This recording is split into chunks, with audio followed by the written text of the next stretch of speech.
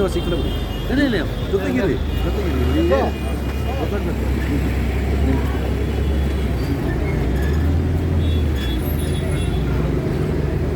ಆತ್ಮೀಯ ಬಂಧುಗಳೇ, ಈ ಒಂದು ಸ್ಥಳ ಕನ್ನಡಿಗರ ಗಂಡು ಮೆಟ್ಟಿದ ಸ್ಥಳ. ನಿಮಗೆ ಹೇಳೋದಾದರೆ 1967ರಲ್ಲಿ ಇಲ್ಲಿಂದ ನಾನು ಗೆದ್ದು ಶಾಸಕನಾಗಿದ್ದೆ. ಈ ಇಡೀ ಸ್ಥಳ ಕನ್ನಡಿಗರ ಅದ್ಭುತವಾದ ಸ್ಥಳ. ಈಗ ಕನ್ನಡ ಉಳಿಸಬೇಕಾಗಿದೆ, ಕನ್ನಡಿಗರು ಉಳಿಬೇಕಾಗಿದೆ.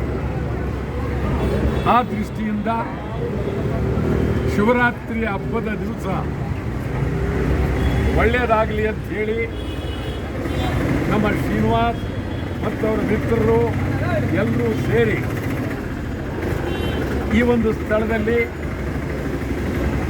ಶಿವರಾತ್ರಿ ಹಬ್ಬವನ್ನು ಆಚರಣೆ ಮಾಡೋ ಮೂಲಕ ಎಲ್ಲರಿಗೂ ಒಳ್ಳೆಯದಾಗಲಿ ಅಂತ ಹೇಳ್ತಾ ಇದ್ದಾರೆ.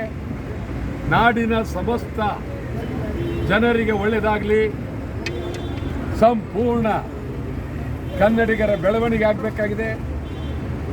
ಬೆಂಗಳೂರು ಕರ್ನಾಟಕದ ರಾಜಧಾನಿ, ಕನ್ನಡಿಗರ ರಾಜಧಾನಿ ಆಗಬೇಕಾಗಿದೆ ಅಂತ ಹೇಳಿ ಮತ್ತೊಮ್ಮೆ ತಮಗೆ ಶುಭ ಹಾರೈಸಿ ನೀವೆಲ್ಲರೂ ಒಗ್ಗಟ್ಟಾಗಿ ಕನ್ನಡಕ್ಕಾಗಿ ಹೋರಾಟ ಮಾಡಬೇಕು. ಯಾರಿಗೂ ಹೆದರಬೇಕಾಗಿಲ್ಲ, ಬೆದರಬೇಕಾಗಿಲ್ಲ.